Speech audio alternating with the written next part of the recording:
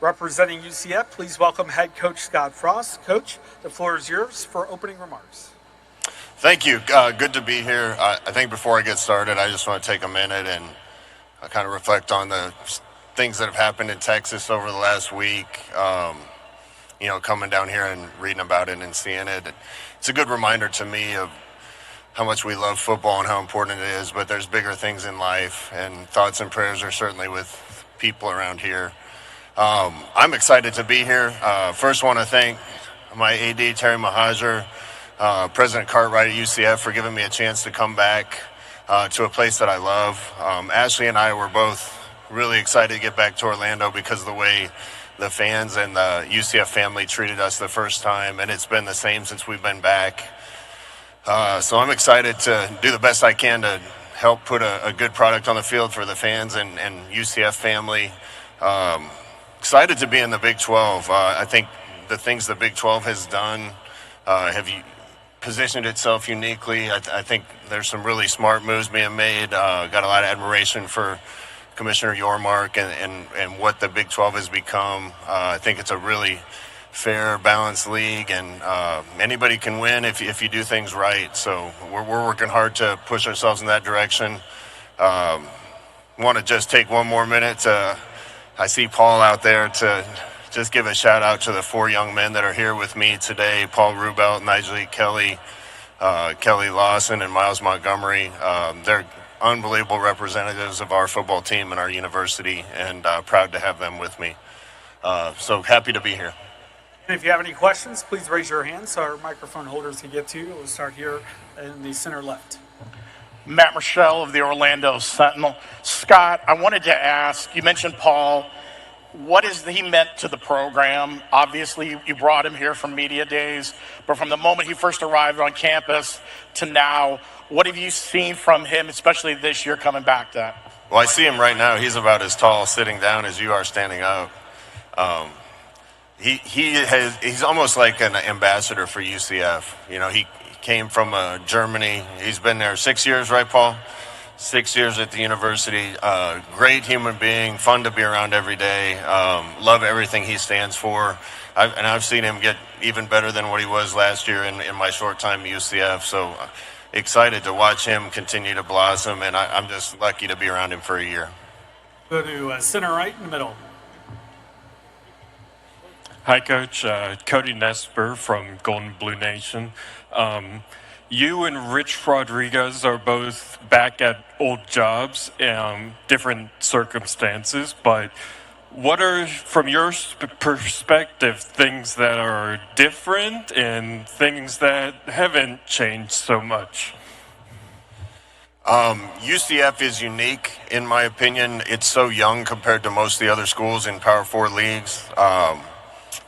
It certainly feels like home to me and feels comfortable, but it has grown since I've been there. It's amazing to see the changes. I think we're just scratching the surface of what UCF can be as a university and athletic department. If we keep working hard to push it, I think UCF can become something even far greater than what it has become today. The support of the people around Orlando and the alumni that we have are certainly pushing us in a good direction. And again, I'm really excited to be able to represent that group again. The front row. Hey, Coach.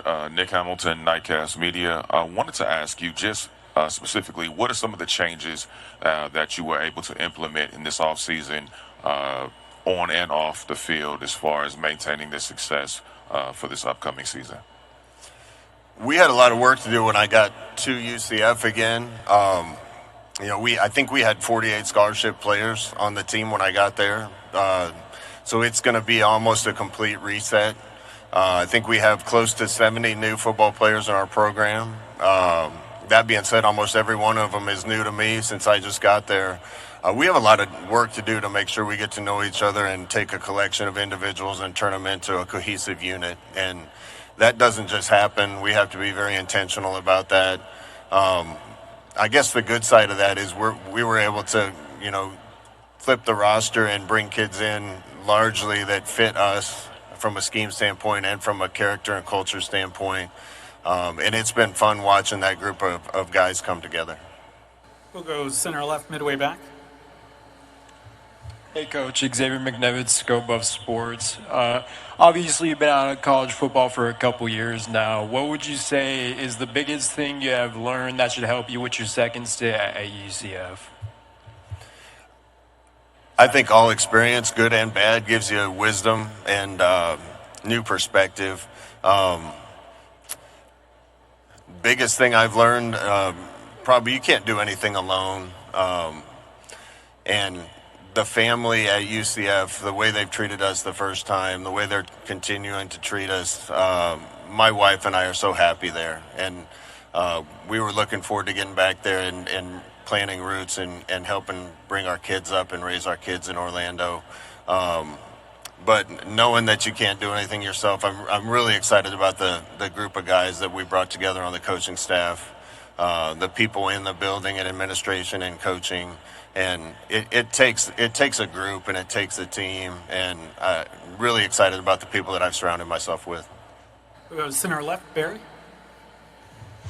Yeah, Barry Trammell, Tulsa World. Scott, talking about going back to a place you've been. A lot of guys have done that in college football, but most of them have been at the back end of their careers, and you're not. What are the advantages of coming back to a place you know well, knows you well, but you're still early in your career or in the prime of your career? I don't know where I am in my career for sure, but I'm happy to be back in Orlando. Going home isn't always easy. Going back isn't always easy. This was an easy choice for me because of how much we liked it there. I think UCF has grown so much and has so much growth potential.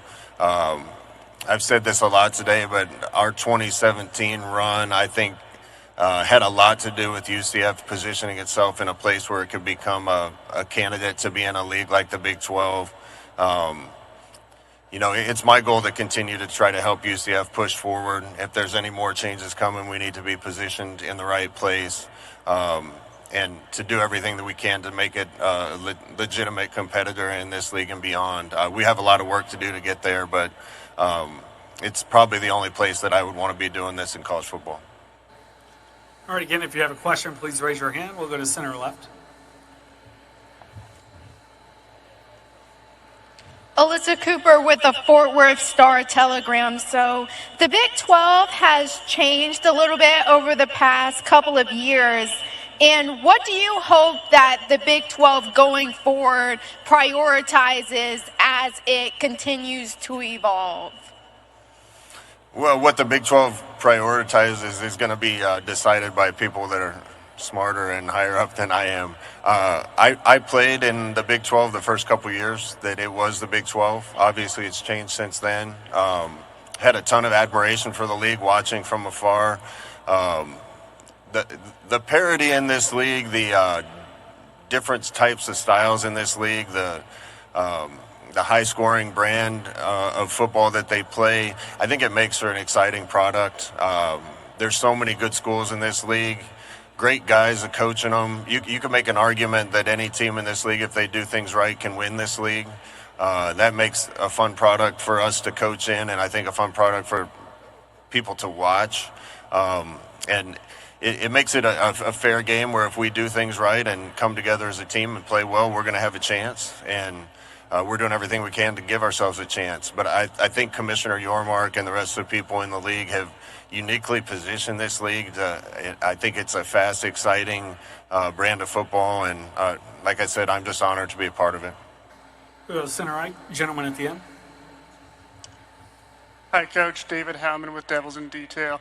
You mentioned a little bit about your time away from college football. Last year where you were with the Los Angeles Rams, what specifically did you take away from Sean McVay and his staff? And is there anything that you picked up that works on the NFL level or you can implement in your second run at UCF? Yeah, I was really lucky to get there. I'm grateful to Sean and Les and the rest of the guys out there. Giving me a chance to be out there for a year, it really kind of reignited my passion for what I love to do, being around the game and coaching. I didn't really have an intention of leaving college pro football. UCF opened, and that was an easy decision for me because it was a place that I had so much fun at before. Those guys out in LA have an unbelievable building. They surrounded themselves with unbelievable people, top to bottom on that staff. I can't compliment it enough. I'm grateful to them for letting me spend a year out there. And you know, there's a lot of things. Sean McVay is one of the best innovators in pro football in a long time as far as offensive scheme, and I was able to pick up some of those things too. So again, just adding to the experience that I had. I think I'll be able to take some of those things and use them. Mostly, I'm grateful to Sean and Les for letting me spend a year out there. Go to center right. Hey, Coach Ross. Andrew Chirico, Latavius Knights, 247. I just wanted, you took over a Knights team that was winless, and now in 2 years, you turned that team undefeated. Now you enter the Big 12, one of the most volatile leagues in Power 4 football. What excites you and what encourages you about that, knowing that it is possible you could have a quick turnaround, especially for the guys as well? Yeah, we had a lot of success probably earlier than we thought we would. My first stint at UCF. I think that'll be even bigger mountain to climb because of the level of football that's played in this league. I loved being in the American, but it wasn't the same level that of teams that we're going to be facing now. That being said, you know, now we're in Orlando, Florida, and in a big-time league. The type of talent that we can attract to Orlando is a lot better, and if we do things right, we're going to have a chance. So, again, I'm excited about the players we have. We flipped the roster, made a lot of changes. We have a lot of talent. It's just we don't have a lot of returning production or experience, and it's going to be a challenge for us to see how fast we can take that collection of individuals and turn them into a team. But it's going to be a fun ride. All right, Coach, thank you for your time today, and best of luck this season. Thank you.